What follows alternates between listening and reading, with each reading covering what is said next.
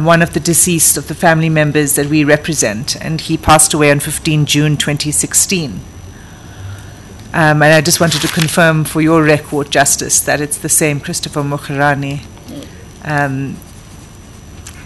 That's one of the deceased that's being represented here.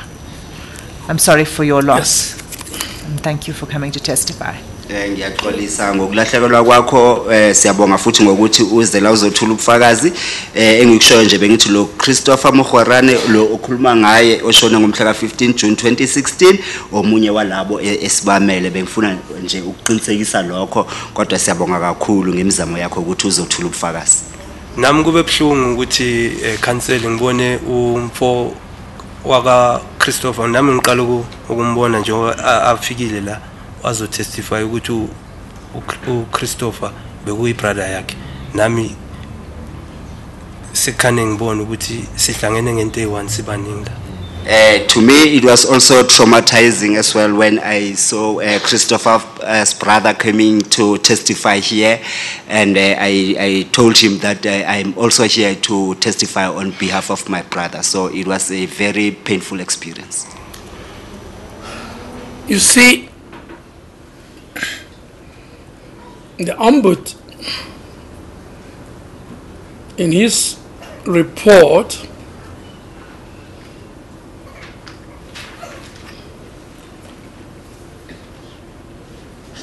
in the executive summary at the beginning,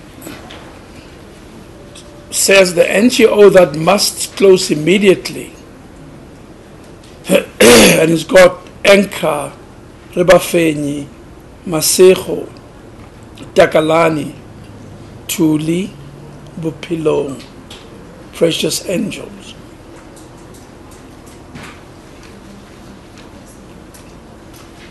Umehlulelo uthike kulombiko ka ombudsman umbiko wakhe uyasho ukuthi ke ama NGO okufanele ukuthi avalwe yilawo awabizayo iRibafenyi Enka namanye awabizile. And that appears on page 6 as numbered by the Ombud.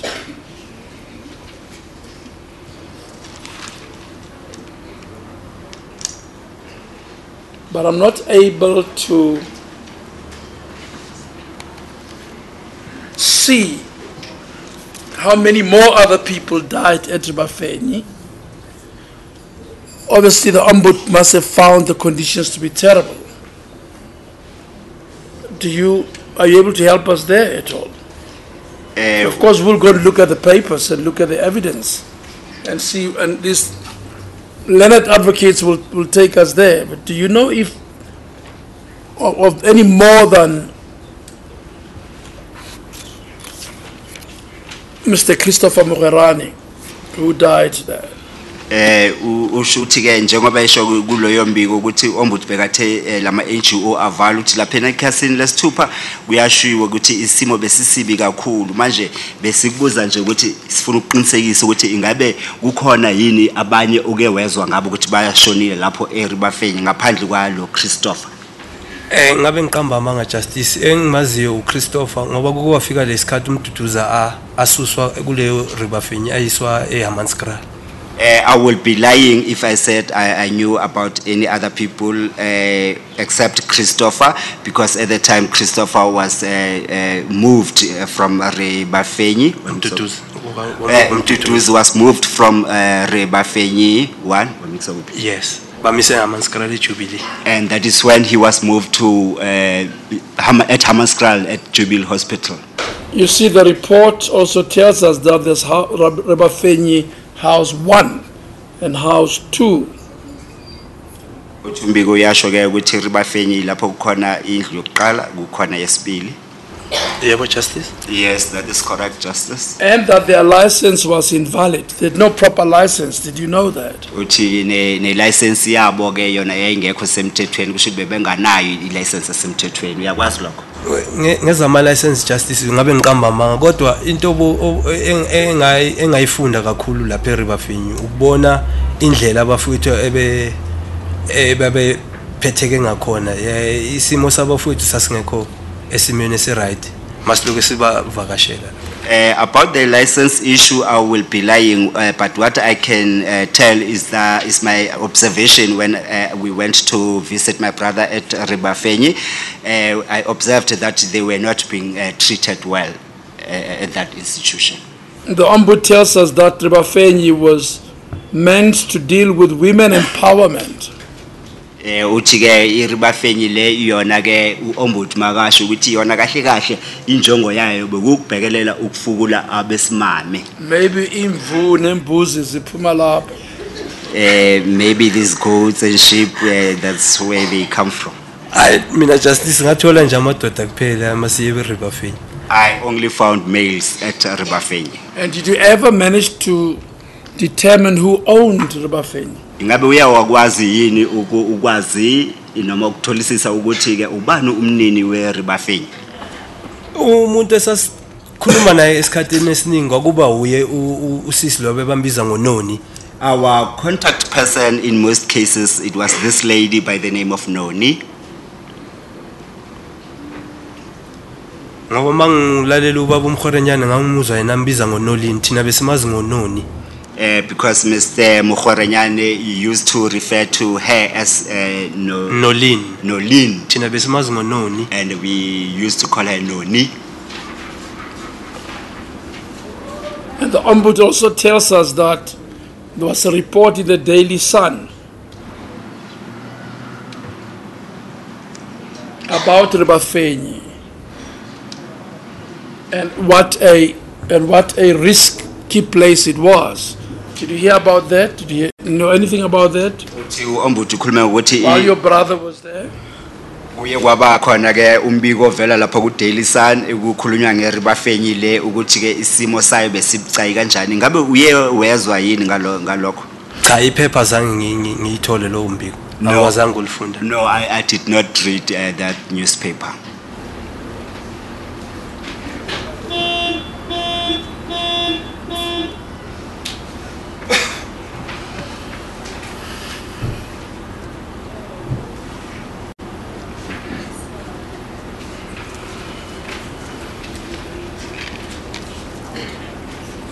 And the Ombudsman tells us that the houses were still performing renovations whilst they were at the same time keeping patients. Anything about that? Uyasho futhi ke ukuthi ke bokukhona lapho kusho ukuthi beyakha kabusha lapho bevuselela le yandawo kusetshenzwa lapho kanti iziguli bezisesekhona ngaleso sikhathi kusetshenzwa ingabe kukhona okwaziyo ngalokho? Yeah, njengoba ngingachaza esikhatini esiningi masiyile besileke sike sibabuze ngale ndaba yegiza kuloku kuthiwa no indaba yegiza bazoyisotha indaba yegiza bazoyisotha nje bobona nje kunokuba nesikhathi la ukuthi kunesiphithiphithi nyana nje. Yes, that I can confirm because every time when we were asking them about the geyser, they will say no. Yes, the work is still in progress, and I can see that they were sometimes busy when we went to visit them.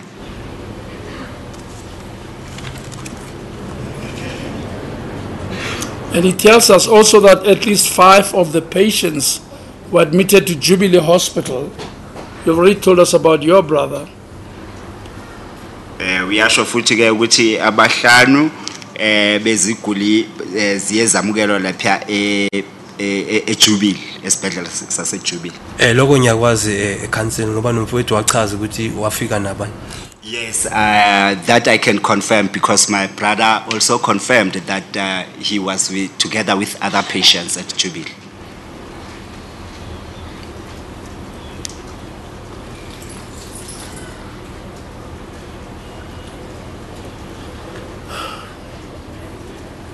Is there any cross-examination from you, Advocate? No cross-examination. Thank you, Justice. Cross-examination? No cross-examination. Counsel?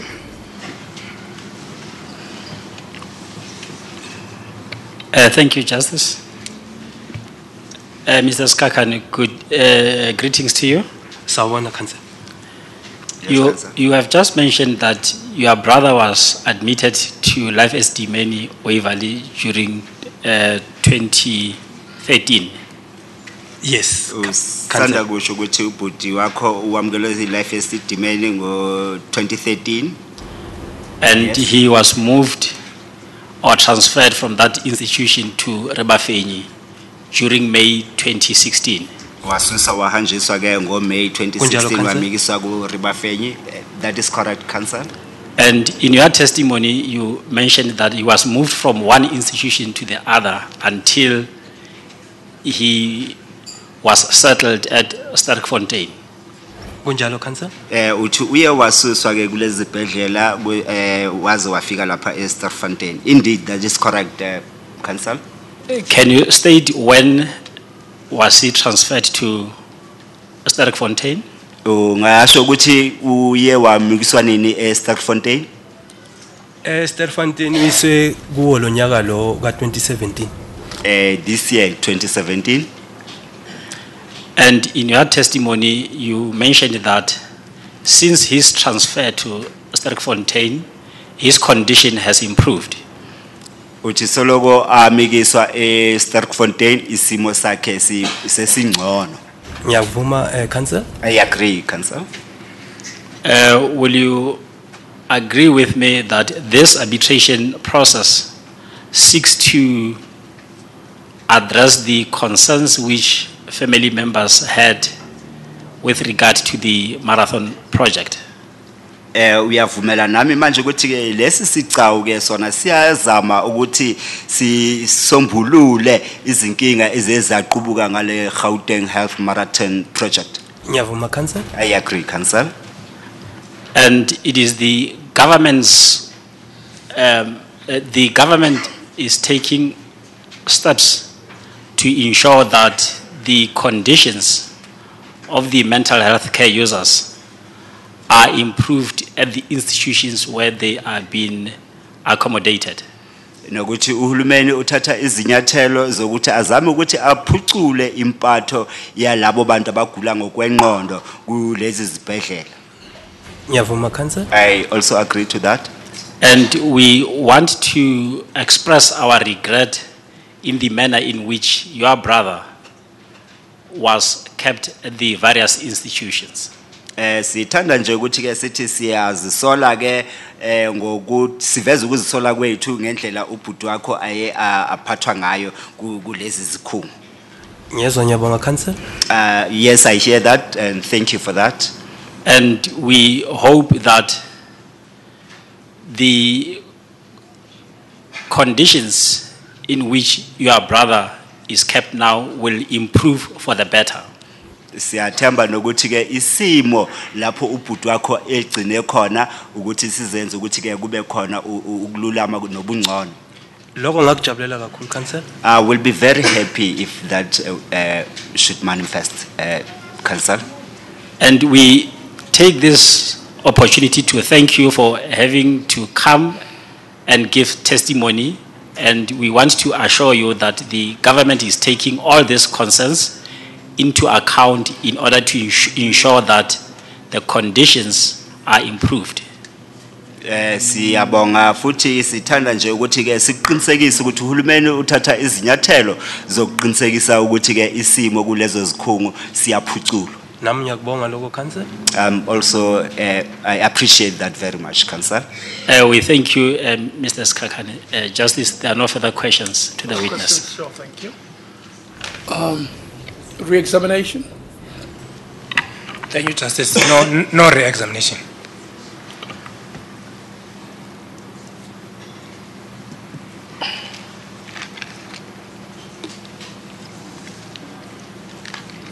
On page 46 of the report, I'd like you to get there if you can, of the main report of the Ombud.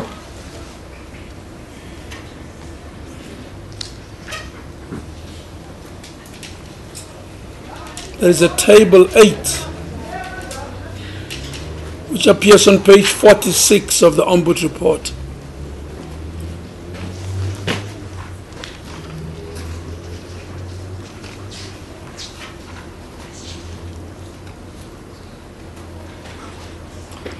And on it, as I said, there's a schedule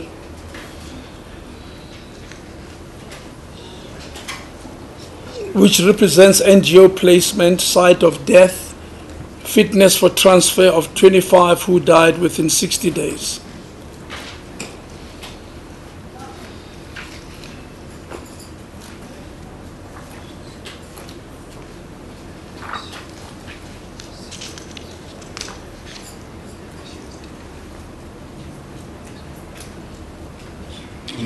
Within 60 days, 5 people died in Ribafeni. When one looks at that schedule, are you reading it the same way, Council?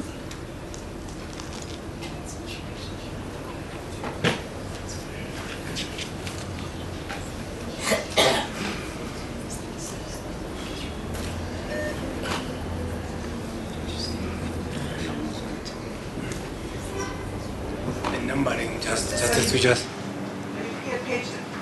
Page number 46. Yes. The number next to Rebafeni is number 5. Is that the number you're referring to? Yes. And what it's referring to, it would appear from the top of that column is the patient number. Not the number of patients, but patient number 5. I think.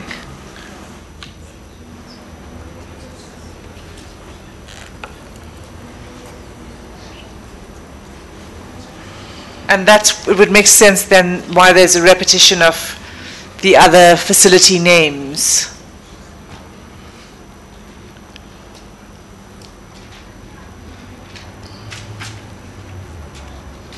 Well, why would the numbers of the facility? Is that the number of patients? So Justice, if the intention was to say how many patients died at the facility name would be mentioned only once with the number that died. What does the number represent, you say? The patient number. So the patient was given a number by the Ombud.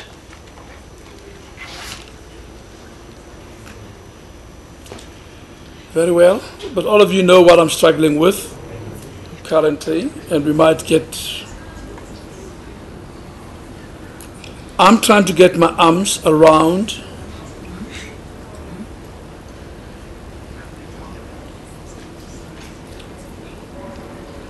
the number of people who died at Rebafeni 1 and 2, and who they were, and when did they die. 25 names. That would be relevant to the inquiry about survivors. And it's one of the reasons why I was asking you, Mr. Skibi, about that.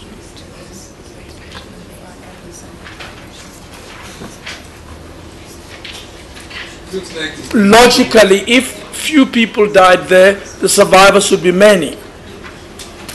And therefore, I was trying to get the understanding of why the Ombud would want to shut it down and list it amongst the worst performers. But I can't see yet. One has to study this carefully. I can't see the number of people who died. They're not obvious. They don't spring, they don't jump at you. Justice pointed clearly on certain issues which were not, that licenses and other stuff which were not in place with regards to Rebafeni. I've seen that. Yes. They were not fit for purpose, but besides, they were operating at odds with the purpose of their establishment. I've seen that. Yes. And the conditions he talks about a little, but it's one of the first to be shut down. It may be because of the license, but when I look at the mortality numbers, they are nowhere near the big 5. Yes.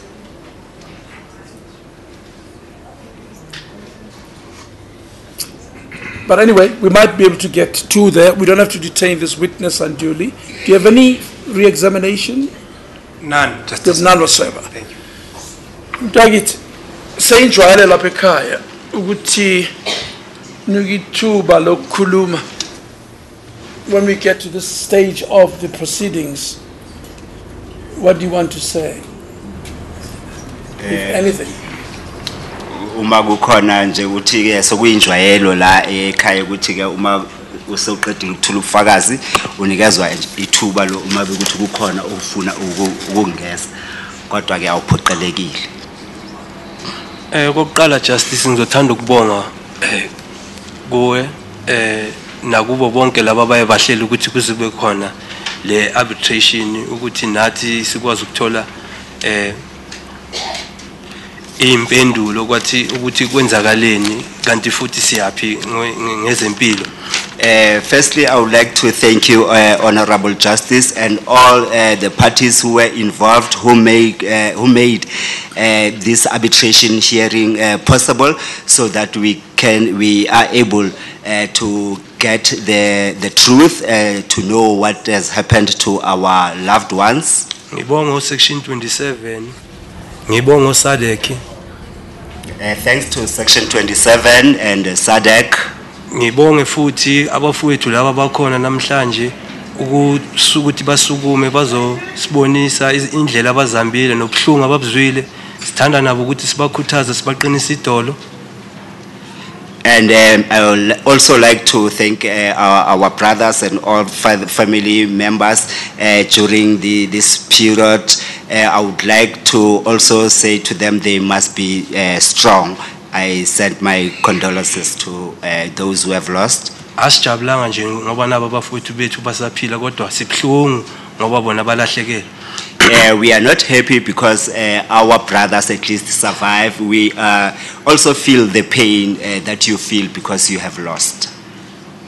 Ngibonge necommittee nalo ukusisiza njalo masineyinkinga sithumela ama WhatsApp sibatshela ukuthi nabo abafowethu bayalahleka ezibhedlela futhi. I would like to also thank the family committee because they were always there for us. Every time we have a problem, we will send up messages through the WhatsApp group to report that our brothers are missing in those institutions. Ngithanda ukuthi uhulumeni ayibukisise indaba yezempilo angabheki kodwa ke labafowethu kuphela ayibheke zonke inhlelo ze health ukuthi zi covered. I would like the government to revisit the issue of health services provision. They must not only focus on the mental health illnesses, but health overall. They must make sure that they look into it and try to improve service provision in that regard. Siyagulelwa. Because we have the members of our families who are sick. Ngibona mina ezomtholampilo kuyinhliziyo yesizwe. Ngaphandle komtholampilo isizwe siyaphela. I think that the community clinics are very critical in the health of our nation. Without that, of our communities, without that we won't have a healthy communities. Ngicela nabo laba abasebenza kuzo lezi ezemtholampilo babe nesineke abogogo bethu abantwana bethu omkhulu wonke umuntu ogulayo ubalekile. I would also like to make a humble plea to all those who work in the health sector to have patience when they deal with patients because they are dealing with our family members, our mothers, our fathers, our grandfathers and elderly people. Okungenza ngikhulume kanje ngisanengane futhi esihamba isibhedlela. What makes me to say this is that I still have a child who is attending the hospital. My father also went to the hospital. Diagnosed with dementia. He was diagnosed with dementia. And he eventually passed on. My child is 13 years old. Diagnosed last year with lupus. He was diagnosed last year with lupus. I'm told lupus is one of the diseases that it needs medication. I'm told that it is a chronic disease. So ngiyakhathazeka ukubona abafowethu abalahlekelwe odadewabo nabazali. I am very worried to see my brothers who have lost their family members.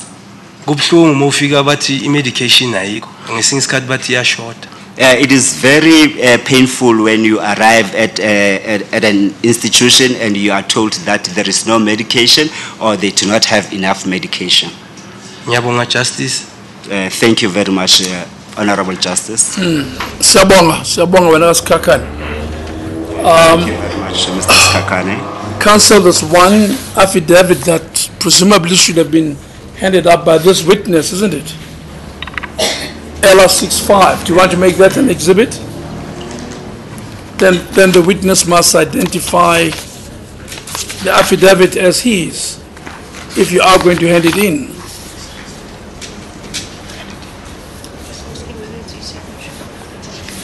I've had no objection. If there's no objection, obviously, we'll hand it in, purporting to be what it says it is. Thank you, Justice. Can I just confirm? Yes, please. Mr. Skakane, the document and affidavit is marked 65. There's a signature at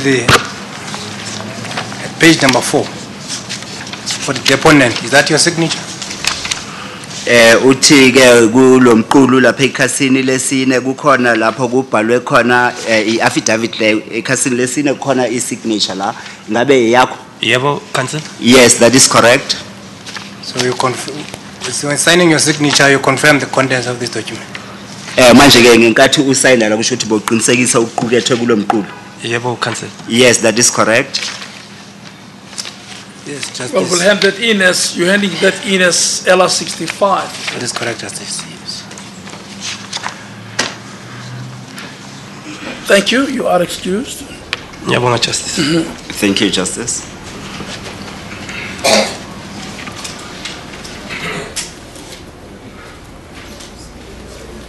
I don't know which way to look at. At least 3 advocates look at me intently.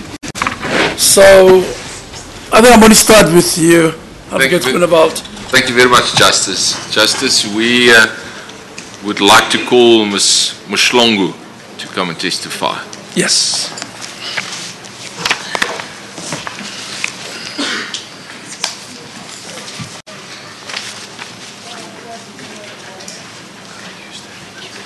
Justice, I would also just like to confirm before the witness starts to testify, we have provided our colleagues and we've also provided yourself, Justice, with a bundle of documents, LR69, which will be relevant in respect of the evidence that we will hear. Yes. Thank you. Absent any objection, LR69 is admitted into the documents bundle. Amagama akho aphelele mama. Kusara Sponono Mhlongo. Ngicela uphakamise ilizwi lakho uphinde. Amagama ami uSara Sponono Mhlongo nuku. Those are my names, Justice. Ufuna usebenzisa LP lwimi mama. Sebenzisa Swati. Swati.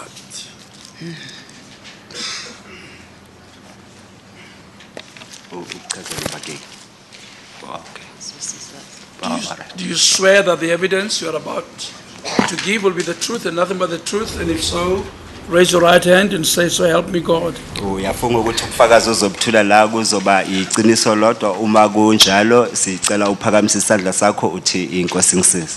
Inkosi ngisize.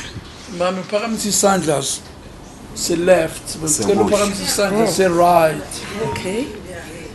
Inkosi ngisize. Inkosi ngisize. Counsel. Seriously, it makes no difference. I'm just speaking very lightly to you. Ubethi akuappoint umehluko kodwa nje ubefuna ukuthi akusho nje. Thank you, Justice. Mr. Mshlongo, can you confirm how are you related to Jabulani Mshlongo? Sicela nje ukuthi uqinisekise ukuthi nihlobana njani noJabulani Mhlongo. uJabulani Mhlongo indodana yami. He is my son. Ma'am, I would like to take you to a document LR57. It It's in the exhibits file. Sicela ukuthi ke uye kumculo loyo obitwa ela 57. Now, this is the final summary provided by the Ombud in respect of the patients that died as a consequence of this mental health marathon project. Now, I would like to take you to the last page. It's the last page of that report, or that page 6. Page Last, 6. yeah, it's the last page of the report. Page 6, you will see there's a list associated deaths. Yeah, At the back. written in small, 6 of 6 at the back. Oh. 6 at the back. Okay.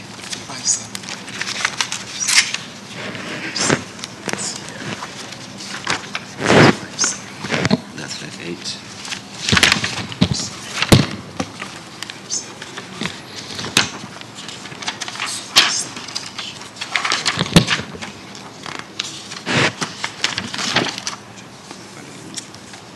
Yes, we've got it just. I'm going to ask my support staff to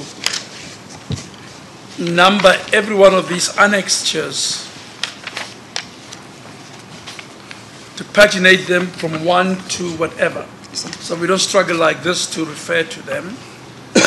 And unless there's any objection from any of the parties, now we proceed and do that. And you should be shown the numbering so that you can update your own, so that we can deal with these documents much easier than we are doing now. Thank you. But we've got that, Council. It's the last page It's the last page of the report, and of LR 57. that's correct, John. Very well. Ma'am, I'd just like to confirm the first name on that list is Mushlongu Jabulani, male, ID number 93071553758082. Is that your Jabulani? Bengithanda nje ukuthi uqinisekise ukuthi ke igama lokucala lapho ke kubhalwe Mhlongo Jabulani ukuthi wesilisa kanti ke kulapho kubhalwe ama ID number wakhe. Ingabe uye indodana yakho le? Kuyiqiniso, Council. Yes, that is true, Council. Thank you, ma'am. Ma'am, we know from the documentation at hand and the evidence that we heard that Jabulani was one of the patients that died at Siabadinga. Sizwile ke ukuthi ukuya ngemqulu ukuthi ke uJabulani omunye walaba bashona eSiyabadinga.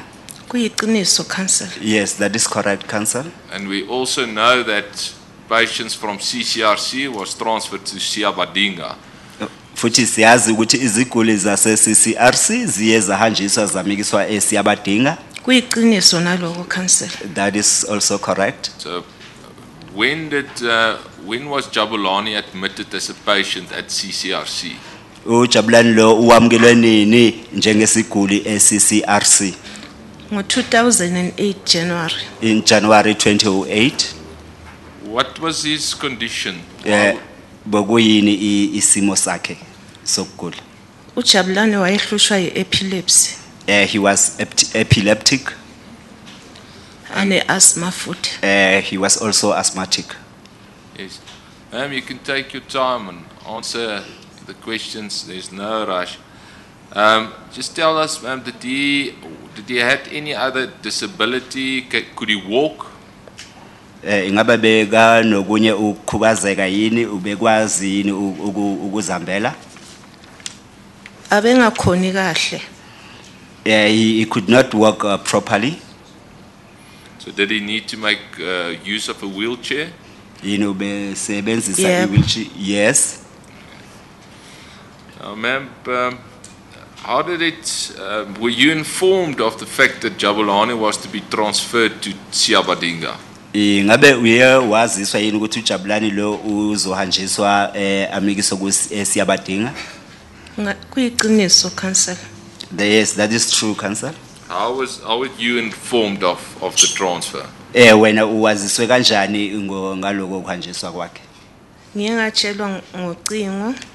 I received a phone call. I was informed through a phone call. Kwesibili ngamenywa emhlanganweni. And I was also invited at a meeting. Can you recall when was that meeting? Ngabe ungakhumbula ukuthi leyo mhlangano ubunini? Ubumhla ka 12 April 2016. 12 April 2016. Can you recall who from the department was present there? Ngabe ungakhumbula ukuthi ubani obuya ku department obeyikhona lapho? Ubekhona iCEO. The CEO was there. That's the CEO of CCRC. Uthi CEO ye CCRC. Oh, angathi yaka Department of Health. It looks like it was from the Department of Health. From the Department of Health. Good department, ma'am. Yeah. But you can't Yes. recall, can you recall the person's surname? Ingabe ungakhumbula isibongo sakhe? Cha. No. But when was, do you recall when Jabulani was transferred to Siabadinga? Ngabe uyakhumbula ukuthi uJabulani wamikiswa nini eSiyabadinga? Uhanjiswa mhla ka 19 May 2016. 19 May 2016. And were you able to visit Jabulani there at Siabadinga? I'm sorry, this is the date that he was admitted at Siabadinga. At Siabadinga. Thank you. Indeed, sir, Justice. Were you able to go and visit Jabulani at Siabadinga? Uye wakwazi ukuthi umvakashele yini uJabulani eSiyabadinga? Ngiye kanye kumvakashela.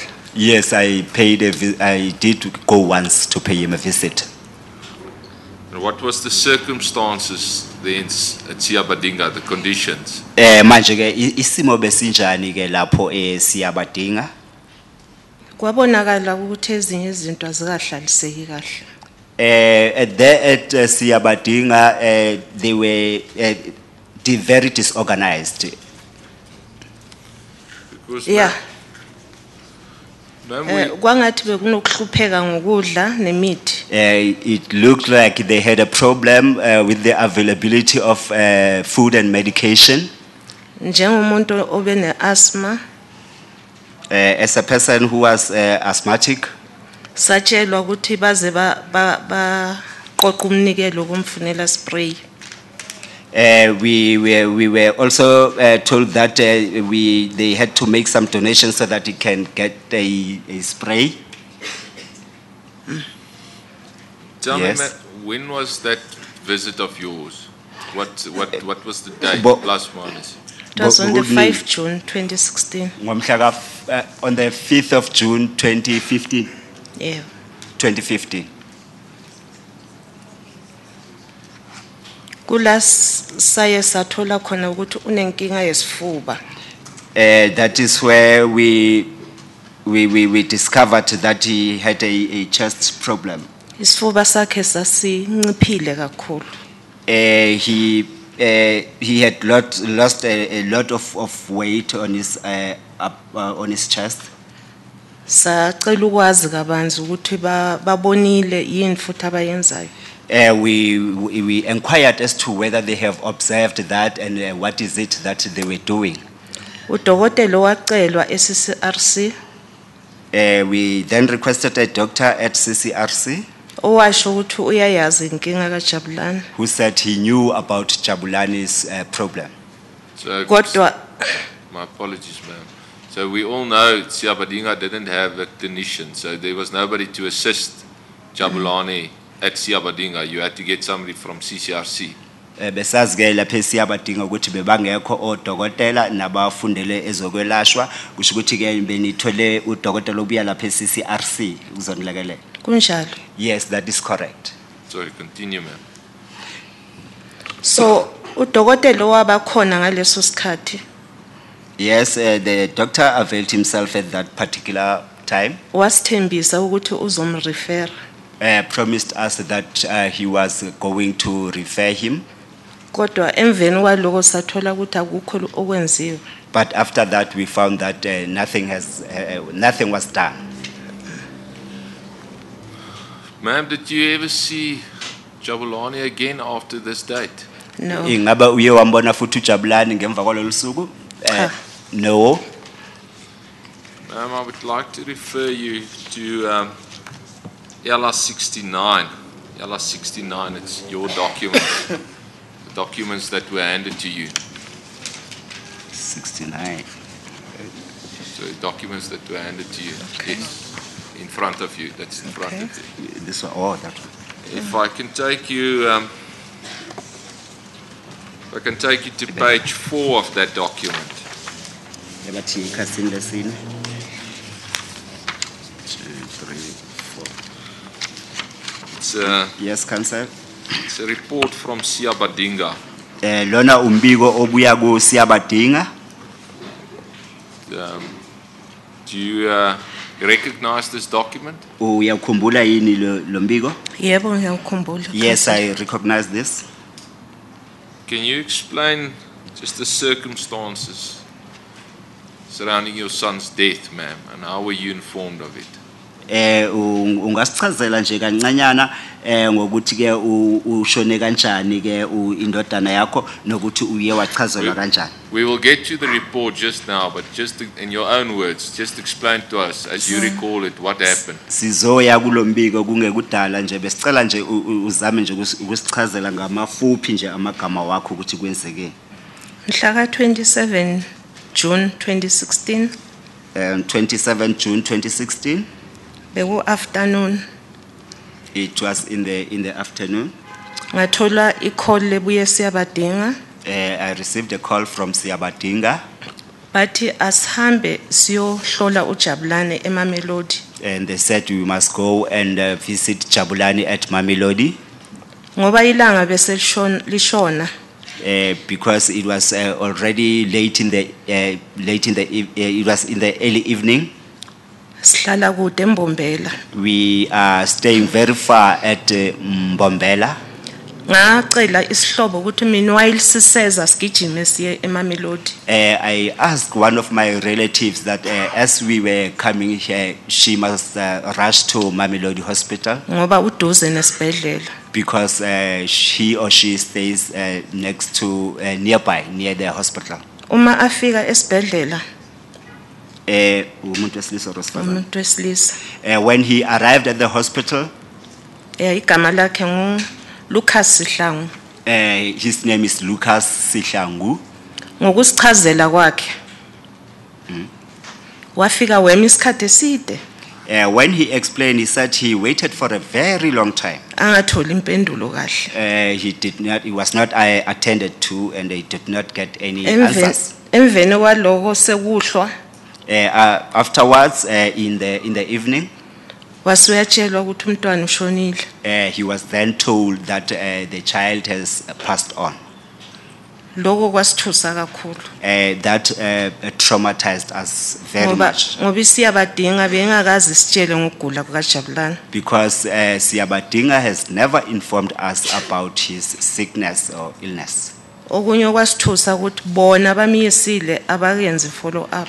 And the other thing is that they took him to the hospital, but they were not making the follow-ups. So yabanjalo. Yes, that is the story. So they phoned you after he had passed away, man. Yes. Bakufonele sekashonile. Yebo, Council. Yes. Kodwa bangachazi bathi asiye nje somcheck. But they did not explain when they called me. They did not explain that he has passed on. They just said we must come and go and see him at the hospital. Did you confront the personnel and the people from Siabadinga as to what happened? Ingabe uye waya wayobuza yini labantu base Siabadinga ukuthi ingabe kwenzekeni? Kunjalo, Council. Yes, Council. When what was their response? Baye baphendula ngokuthini? Masifika mhla ka 28 ekseni. When we arrived there on the 28th in the morning, basitshela lokuthi bamikisile isibhedlela sanga mamukeli masinya saze sam admit around 9 o'clock.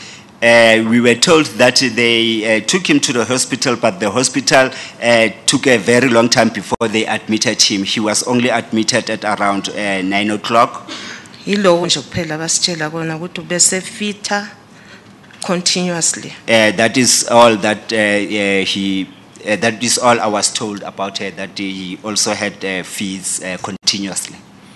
And then they provided you with this report. Is this correct? bese maqede bakupha lo mbiko ngabe kunjalo. Asizange siwuthole leso sikhathi. We did not receive this report at that time. Sawuncenga kakhulu ukuze ukhululwe. We made some efforts to get this, a lot of efforts to get this report. When, how long thereafter were you provided with this report? Lo mbiko bakuphe wona ngemuva kwesikhathi esingakanani? Bawufaxa. It was faxed. Was it faxed to you? Yeah. Yes. Ma'am, I'd just like to, you had an opportunity to read this report. Uthiwa ke unombiko unethuba lokuthi ufunde lo mbiko.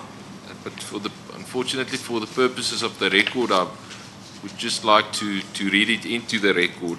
Well, before she does, page 4 is startling, isn't it? Look at the heading of the body that's supposed to, the name of the body that's supposed to look after these patients. Indeed, sir, Justice. Siabadinga Elderly and Disabled Project. Ujudge ke uthi lokhu kuyamangaza kakhulu ukuya ngesihloko njengoba sibhaliwe la phezulu ukuthi kubhalwe Siyabadinga Elderly and Disabled Project. Literally is a project that disables. Usho ukuthi ke ukuya ngalokho akuzwisisayo ukuthi I project ebhekelele laba abakhubazekile. And it's a very irony because so many people were disabled there, isn't it? Indeed, sir, Justice. To get their names so wrong that they're a disabled project and end up with so many people dying is incredible. That they couldn't just even get just the name right. Correctly, sir. Kuyamangaza kakhulu ke njengoba babhalile la ukuthi abalibhalanga kahle lelo gama kanti ke kuningi okugcine kungahambi kahle kanti negama nalo liyasho ukuthi abanalo ikhono. Yes, that is correct, Justice. This report is compiled by Pokane. Uthi lo mbiko ke wona ubhalwe uMulantwa Phukane. Do you know this individual, ma'am? Ingabe uyamazi lo muntu? Yebo. Yes. Is this individual a professional nurse or? Ngaba bokuyi nurse or noma? Wathi yena uyi manager le center. He said he is the manager of the center. The manager of the center. Esifazane. She said it's a she. She said she was the manager of that center. Now they inform you in this report, they say occupation is a caregiver and the date is the 26th of June 2016 and time is just 1:45. And they stated it was on Saturday on the 26th of June 2016 at around 12:45 when Jabulani Mushlonga started not feeling well. We called the ambulance, they arrived and they checked him, they sent him to Mamelodi Hospital. We wait to open the file, but the fits was still attacking him every now and then. After opening file, the doctor checked him around 4 o'clock.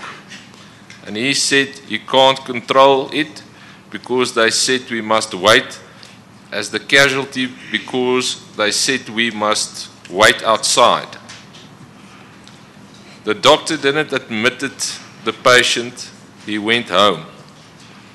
The night shift staff, when they came in, they admitted him around 21 hours, 9 o'clock. But they never give us full report until we left the hospital around 9:20.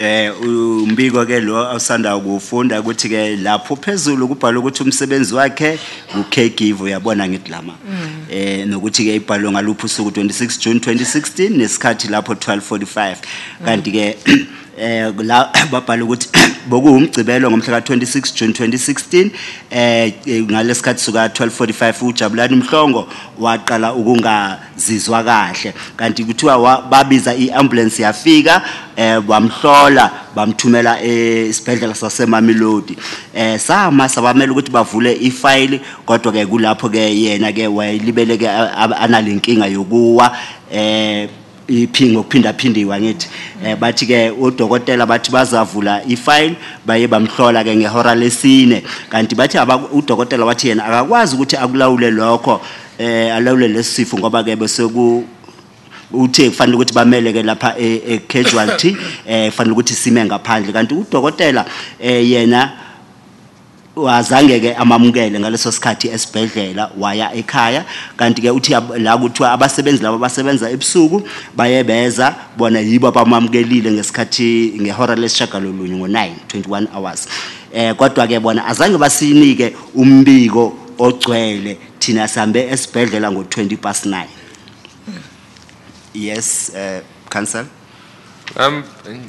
You say nobody clarified this to you. Uthi akekho umuntu oyakucacisela lokhu? Cha, Council. No, Council. I mean, your son spent, well, we know at least 5 hours before he was admitted into the hospital at Mamelodi. Siyazi ukuthi indodana yakho ichithe amahora amahlanu ngaphambi kokuthi iyamukelwe esibhedlela saseMamelodi. Usho njalo umbiko, Council. Yes, that is what the report says, Council. Well, I don't know how we get to 5 hours, Council. Well, 12:45 is unwell. yes. The ambulance comes and takes him to Mamelodi Hospital. Then they wait to open the file. And they say they couldn't do it because he kept on having multiple fits, continuous fits. At 4 o'clock, the doctor says, I can't control the fits, but they must wait. The doctor goes home. The night shift staff come in. He's admitted to hospital at 9 p.m. Now, 4 o'clock, the doctor saw him. 5, 6, 7, 8, 9. That's 5 hours. But the ambulance took him some time after 12:45. It's indeed, just as I concede, it's longer than 5 hours, definitely. Yeah. I think the report is just written More closer in to like 8 hours. Yes, the report's just written in a very specific way, not to say when the ambulance was phoned and when the ambulance exactly picked him up. But we know that at 1:45 already, he was in need of emergency medical assistance. Medical care. And he only received it at 9 o'clock, but that evening. And he died the following day. Did they inform you, my apologies, Justice, did they inform you exactly when your son died, ma'am, time-wise? Ingabe baye bakutshela ukuthi ke uyindodana yakho ishone ngasiphi isikhathi? Cha, bakangitshela. No, they did not inform me. It was, what we do know, it was sometime the next day, on the 27th of June. Esikwaziyo nje ukuthi ke beku ngosuku olulandelayo mhlambe ngomhla ka27 June. Because that we can see from the death certificate at page 5. Ngoba ke lokho siyakubona ke kule certificate sokushona ekhasini lesihlanu. Kunjalo, Council. Yes, Council. Ma'am, were you approached by anybody from the Department of Health or the government or somebody from Siabadinga to give you some clarity and to give you some closure? Ingabe kukhona mhlambe oye wakuvakashela ubuya kuhulumeni noma ku department umnyango wezempilo ukuthi ke bazochaza kahle ngalesehlakalo? Akekho noyedwa, Council. Not even one, Council.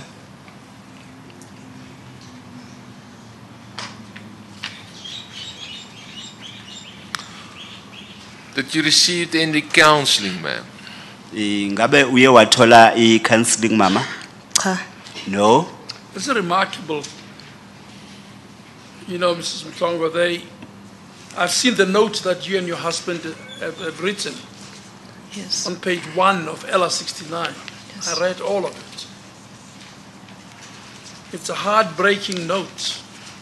ngibonile ke inote leni ibhalile wena nomyeni wakho ayiyona iyashaqekisa kakhulu. I'm sure council will come back to that. But what I really want to ask you is about at the hospital.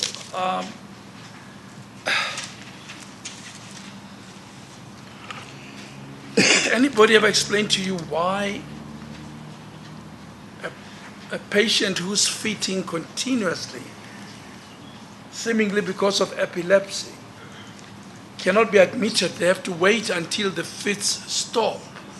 Ingabe kukhona umuntu ke wakuchazela yini ukuthi njengoba ke lo muntu ke bekanama fits ngaleso sikhathi ngokuqhubekayo ukuthi ke bona bathi ngeke bamamukele aze kuphele leso simo sakhe siphele? Ngabe kukhona umuntu ke wakuchazela lokho? But it was the hospital precisely for that, to get help so that the fits must stop. Ngoba ke wayeze esibhedlela azele lokho ukuze lama fits noma ukuwa lokho bakwazi ukuthi bakunqande bona. Was that ever explained to you? Ingabe bayakuchazela mama? Akekho ungichazele, Justice. No one explained to me, Honorable Justice. By rough calculation, as I said earlier to the advocate, your son was there for something like probably 7 to 8 hours waiting for treatment. Uma sesibala nje sibalisela njengoba ngishilo ku council ukuthi indodana yakho ime amahora ngaba isikhombisa ukuya kwayishagalombili emele nje ukuthi amukele azolashwa. And predictably overnight he died. Kanti ke futhi ke kuye kwagcina ke eshona ke ebusuku lobo. Do you know any better than what we can read in this report? Ingabe kukhona okungcono okwaziyo ngaphandle kwalokho esifunda la kulombiko? Akukho, Justice. No, there's nothing I know other than this report, Justice. Counsel. Was he receiving medication, ma'am? Jabulani. Or Ujabulani lo yena ke ubukumuntu ophuza imithi. Yebo wayephuza. Yes, he was on medication. And I can just presume that the medication was quite important because it helped him not to get the fits, not to get the seizures. Ngiyacabanga ke ukuthi ke leyo mithi bekayiphuza ukuthi ibalekile kakhulu ngoba beyenza ukuthi ke angatholi kusho ukuthi angavukelwa ilesifo amafisla. Kunjalo. Yes, that is correct. And we know that from January 2008 when he stayed at CCRC up until June of 2016. Siyakwazi lokho kusuka ngoJanuary 2008 ngenkathi ke ehle kuleso sibhedlela kuze kube u2016. He survived and he lived and he received proper care. Yena ke wasinda waphila futhi wayethola ukunakekelwa okufanele. Kunjalo. Yes, Counsel. that is correct, Counsel. And it's highly likely that it's due to the fact that he didn't get his medication. Kodwa ke bokungelona mhlambe ngendaba yokuthi ubengaphuzanga imithi yakhe mhlawumbe. Kusimo engasibone siyabadinga. Kwangisolisa ukuthi kukhona ukukahla kutholayo. Khona uku Okuyimithi akutholayo. The conditions at Siyabadinga, I suspected that there was he was getting some medication at the time. Ngendaba yokuthi spray baze bagazata kusithenga. Because they even made some donations so that they can go and buy him a spray, asthmatic spray. Maybe as Justice indicated on page 1 of this LR 69, can you confirm what document is that? It's the first page. Page 1. Uthi la ekhasini lokuqala.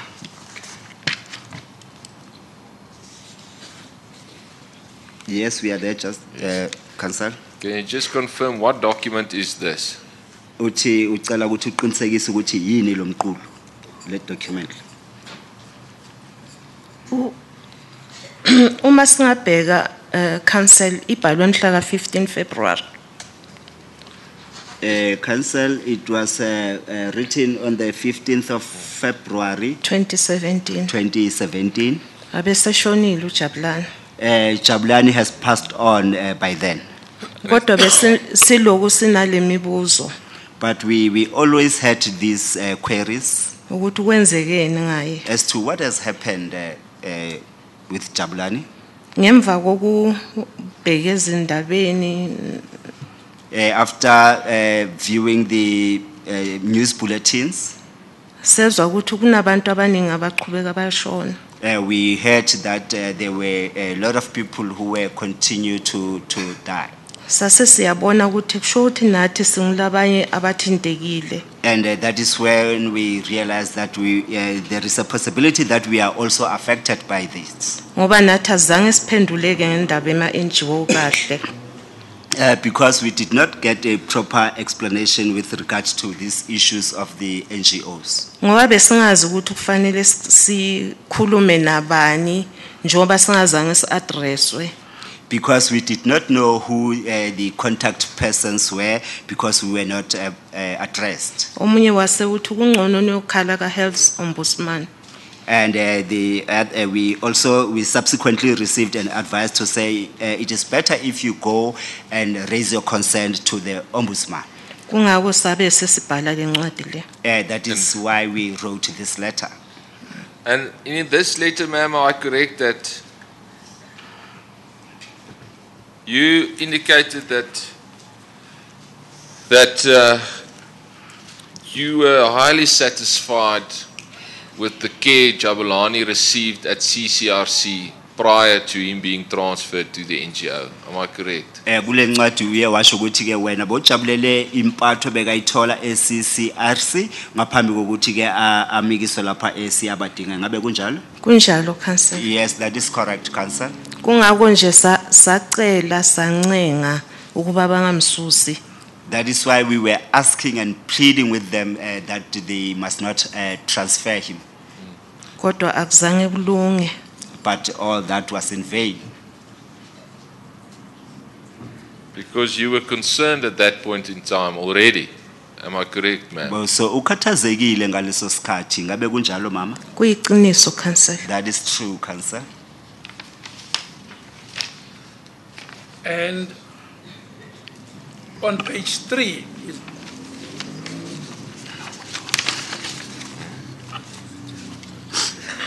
would that be what? The agenda of is the notice of the meeting? Uthi la ekhasini lesithathu yini lokhu ngabe bekuyi agenda yesaziso somhlangano na? That you told us about, that occurred on the 12th of April 2016. Lo sitshele ngawo ukuthi wabizwa ke ngomhla ka-12 April 2016. I-agenda yomhlangano sasukuwo. That is correct, Honorable Justice. Who presided over you said a CEO from the head office. Wena ke ukhulume nge-CEO uba ebuya head of office noma kulomnyango. Abekhona noma ngingazi kahle ukuthi ubani. Yes, he was there, even though I don't know exactly who the name. Was the male or female? Ngabe bekumuntu umama noma wesilisa? Umama. Female. You see, I asked you those questions because you said you pleaded and pleaded and pleaded that they should not transfer your son, but it was to no avail. Ngokubuza lokho ngoba ke wena uthi uye wacela wancenga ukuthi ke bangamhambisi indodana yakho kodwa ke lokho azange nje kwenzeke.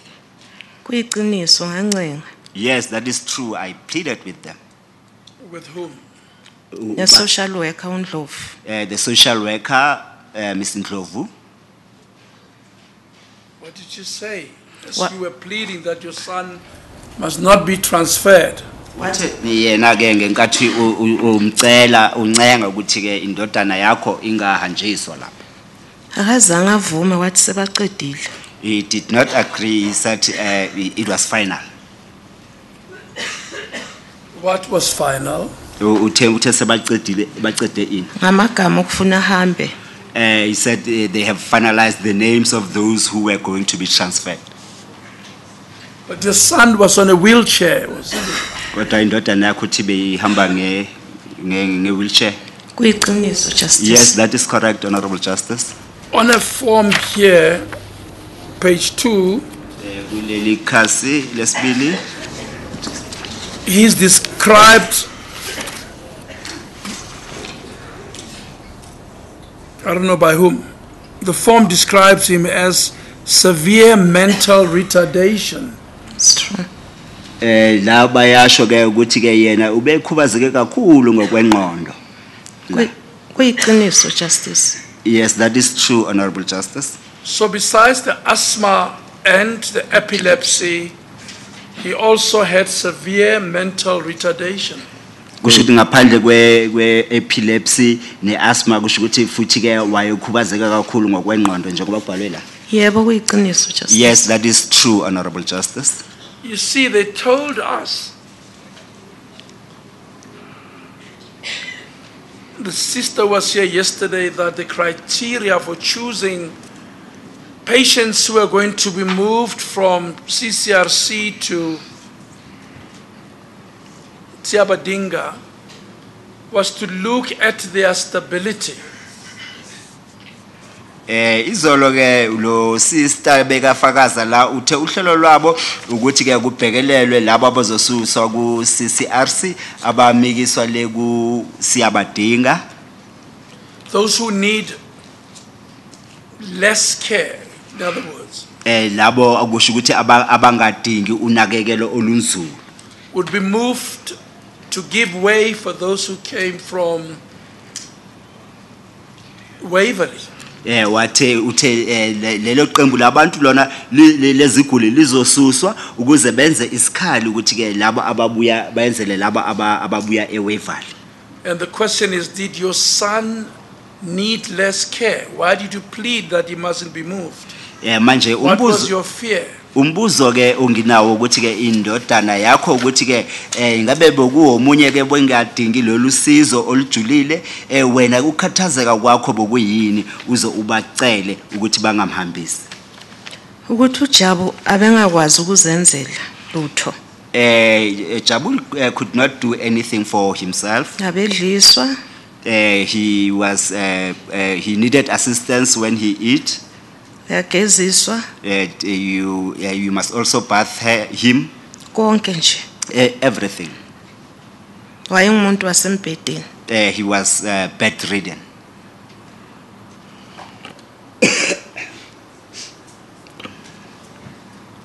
So the suggestion that he was strong enough to survive at Siabadinga and to give way for others, how does that reach you? What do you think about that? Manje wena ucabangani ke ngendaba ke yokuthi ke bona bathi hayi babona ngathi yena usimeme ukuthi ke angasuswa lapho ke esiyabadinga ko siyadingi ke usizo olunzulu kangako uthini ngaloko ungaphendula uthini kuloko? Akusilo iqiniso lelo. That is not true, Justice. Counsel. Thank you, Justice. Well, ma'am, I think especially in this case, and well, in all of the cases, the Ombudsman's words that he used was that those patients from CCRC was sacrificed. Manje ke uyakhuluma nje ukuthi ngendlela kungakhona uombudsman uye wasebenzisa ke ukuthi idaba lokuthi lezo zigulane ezimikiswele kubonakala nje ukuthi ke babenganandaba nazo ngibonakala ngathi nje bezifika nje sibekwa lapho bangasanaki nje ukuthi kwenzekani ngaso. Kuyiqiniso. That is true. Ma'am, how old was your son when he died? Ubeneminyaka engaki indodana yakho ngenkathi eshona? Bena 22. 22. 22 years of age. Yes, Counsel. And when did you had his funeral? When was his funeral? Uye wangcwatshwa nini? Umngcwabo wakhe ube mhla ka 3 July. On the 3rd of July. 3rd of July. Ma'am, who paid for his funeral? Ubani owakhokhela izindleko zomngcwabo? Yimini. I did. How much did you pay for his funeral? Wakhokhela malini?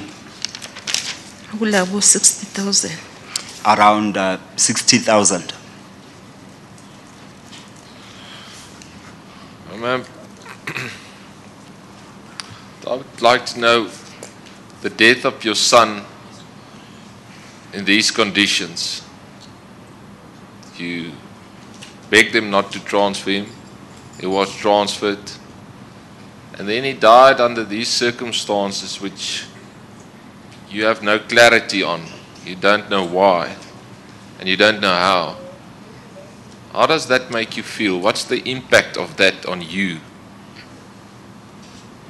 Mama ke manje ukushona kwendodana yakho njengoba usho ke ikakhulukazi mase sibheka ke lezo zizathu noma ke leso simo ashone ngaphansi kwaso ukuthi wena ubungazi ke ukuthi ke inkinga yini nokuthi kwenzekani manje ngifuna ukwazi nje ukuthi ke yini ke umthelela obekhona kuwe maqondana nalokushona kwendodana yakho. Ngiye ngaphatheka kabi kakhulu ngagula. I felt sick. I was not well. I did not take those news well. I felt sick. Kube khona isikhathi ngilala ngaso esibhedlela. I was even at some point I was even admitted to the hospital. Ngahamba cishe umnyaka wonke ngibe phasi kwe treatment. For almost a year I was under treatment.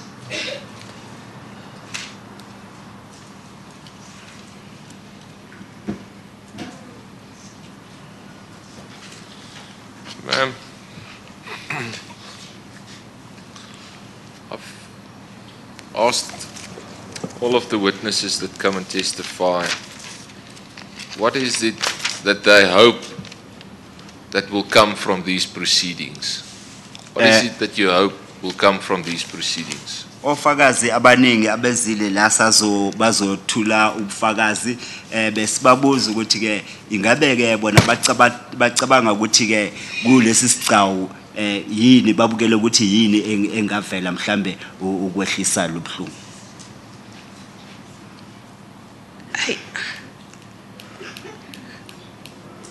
Uma kunga lungiswa isimo sala edibhedlela. If they can fix the conditions in the hospitals, Ngoba kuyabonakala ukuthi lokuningi akhambi kahle. because it is clear that everything is not well there. Impilo yemuntu abayithatha serious ngaleyo ndlela. They don't take the lives of the people very as important. Ngiloko lesingakusho. That is what I can say. Nokuthi inkosi wonke umuntu lo sebenza ngesigulane. And that all the health practitioners Abenenhlitiyo yokunakekela. must have the patience to take care of. Nokunaka ama circumstances la around leso siguli leso. And to consider the circumstances surrounding a particular Ngoba patient. kuye kwendeke lesinye isikhathi Because sometimes it happens, kuthi laba labathotena lesigula leso those who are close to that patient, bese bayathinzeka nabo bagula. they also become affected and they become ill. So sometimes. le party ma psychologist So this issue about the psychologist, ingangenelela kakhulu ku counselor. I think it will help us a lot, especially with regards to counseling, Kuze ungaqhubeki kufe abantu labaningi. so that it can mitigate and stop not to repeat the same situation where a lot of people died. Siyathanza kubonga kakhulu ngale kuvulwa kwalesicawu. We are very happy and we appreciate the establishment of these arbitration hearings. Kodwa noma kubhlungu kunjalo Even though it is painful and difficult, sifunzele okuningi. Sifunzile lokuningi we have learned so much ukuthi kwendekani kahle kahle. as to what was actually happening, Ngoba besingadi ukuthi kwendekani. because we were not aware what was happening. nokuthi onke lama NGO beyalapha eKalineni. And that the fact that all these NGOs were there at Kalina, Besingakwati lokho. we did not know that. So kuba khona la kusichazele letinye tinto. At least this process is explaining some of the things. So lokho siyakubonga kakhulu. And for that, we appreciate very much. Ma'am, if there's anything else that you would like to add in respect that of the treatment, the conditions of the place, you are more than welcome to do so. Otherwise, my colleagues will have the opportunity to ask you a few questions. Uma mhlawumbe ke kukhona okunye ungakusho uma qondana ke nempatho noma isimo sa lapho ke tibhedlela ungakusho kwamanje uma kungenjalo uthi ke abanye abameli bazobuza imibuzo. Thank you, Justice. Akunakudla kungakusho manje. I have nothing to say at the moment, Counsel. Thank you, Justice. Well, I don't know how to tell you in Isiswazi. Would you Paul, ma'am? Angathi ukuthi ngikutshele kanjani ngeSwati uthi uphole mama. When I look at the facts, they're quite traumatic. Your son survived 8 years at CCRC. Uma ngibuka la ngiyabona ke ukuthi ke kumatima kakhulu ngoba ke uthi indodana yakho ke yona isinde iminyaka eyi8 eCCRC. It took 1 month for him to die. Kodwa kuthethe inyanga eyodwa vo ukuthi ashone eSiyabadinga. And from the fact, it looked like he fitted himself to death. Ngendlela kubonakala ngakho ke kubonakala ngathi ke kuye kwabuya ke lesifo sakhe sokuwa wazi washona. Anyway,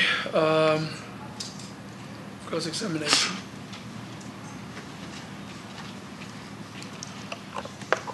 Good afternoon, Mrs. Nohu. Thank you for coming to testify today. I just have one question, and that is whether you have been offered counseling by the state. Mina nginombuzo owodwa kuphela ukuthi ke ingabe uhulumeni uye wakuthembisa yini counseling? Cha. No. I'm very sorry for your loss. I have no further questions, Justice. Ngiyaxolisa kakhulu ngokulahlekelwa kwakho, angisenayo eminye imibuzo. Thank you, Justice. We have no questions.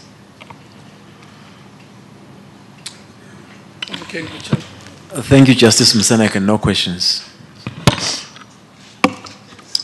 Advocate Utamo. Thank you, Justice. Ms. Ntlogo, greetings to you. Yes.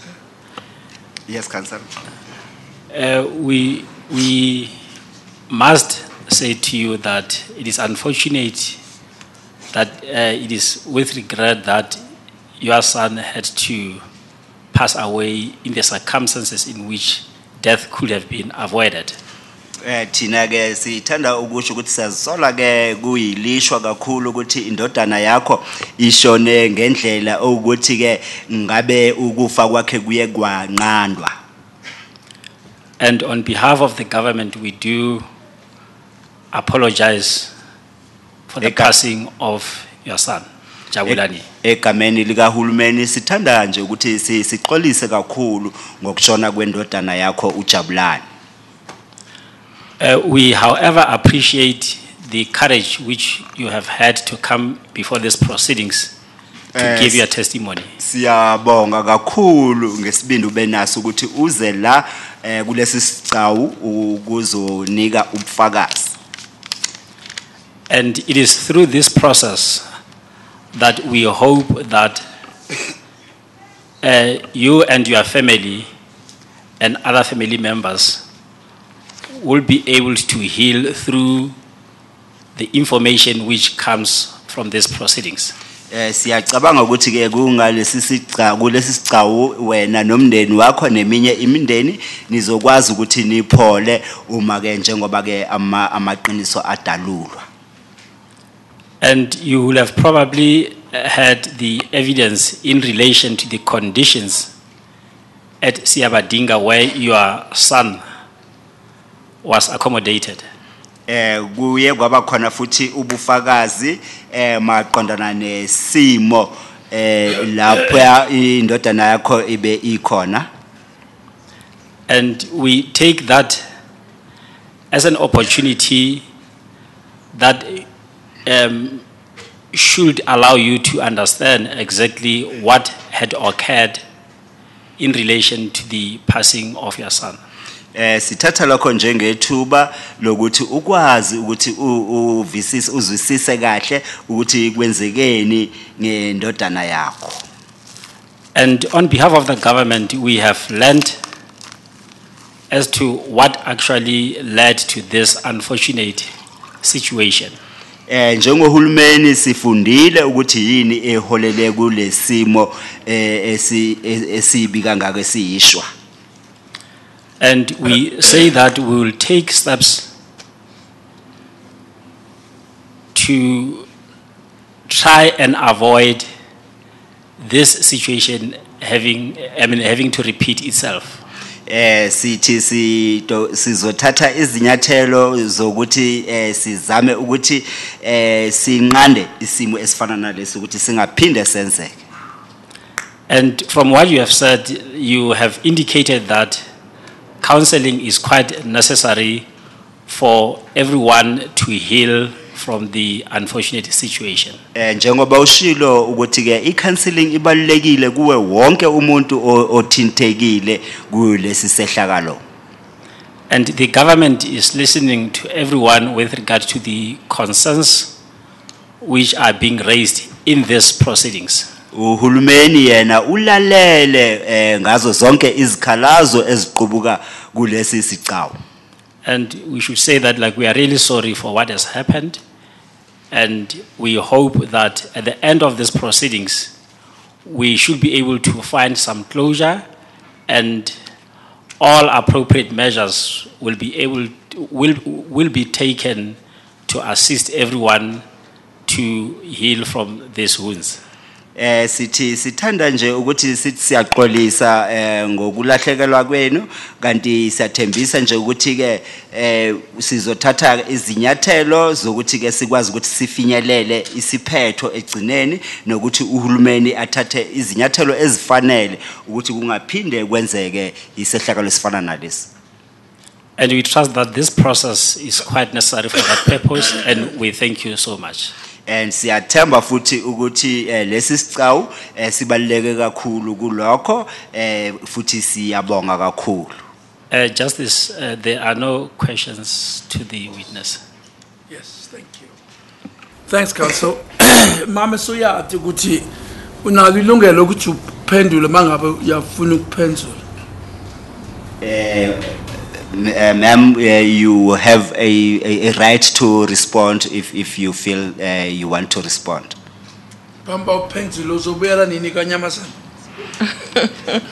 Before you respond, when are you going back to Guanyamazane? It's very fun. Yes, it's fun. 4 hours, 4.5 hours. Are you going back today? If we have transport, I can go back today. I'm not saying you should go. I was just asking.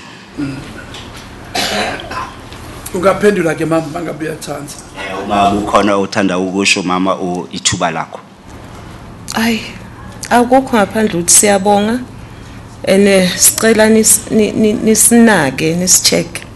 There is nothing I can say except to say that thank you very much, and please be considerate going forward.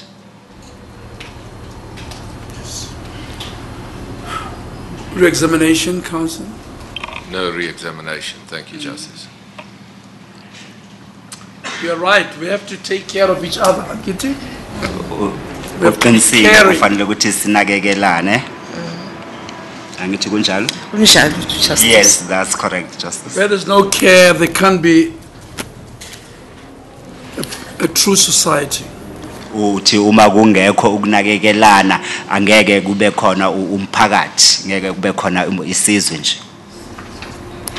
You can't talk about Ubuntu and not care, and not care.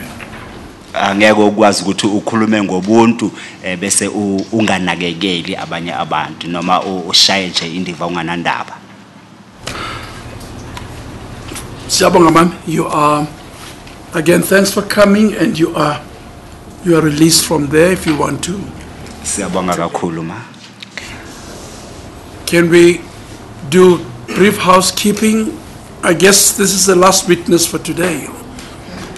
Indeed, sir, Justice. Yes.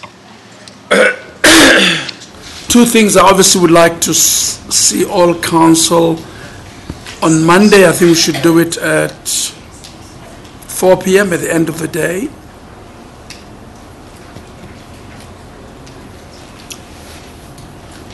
In relation to the order as to costs, Monday, 4 p.m. Let's come back to witnesses. Are we set for Monday? Justice, Dr. Malmela was set down for Monday and Tuesday, as I understand it. That's the question I'm asking. Yes, indeed. I am aware of that. The question you're asking is not whether she was allocated, but whether she's indeed coming. And as far as we are aware, she is coming. Yes, that's indeed what I'm asking.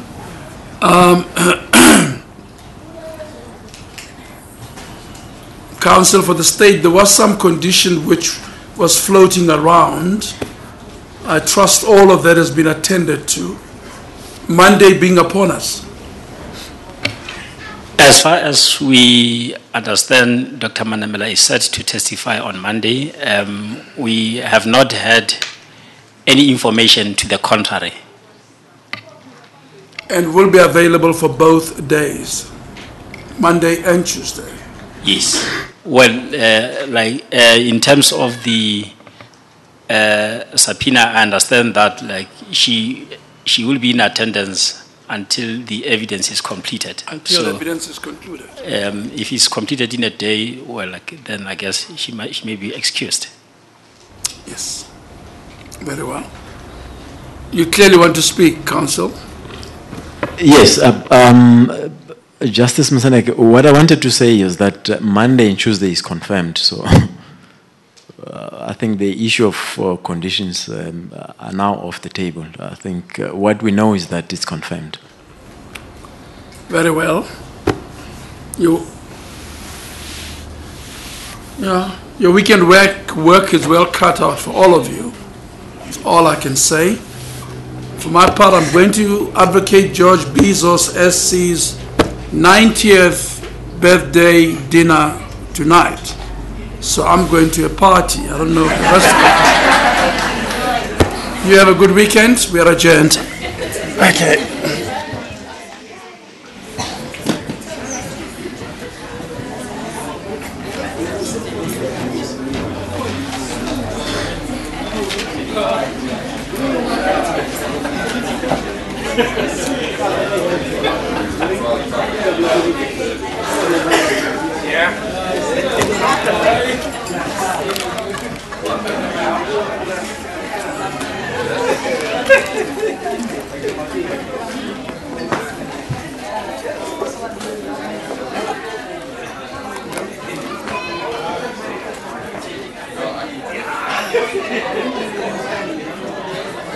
Thank you.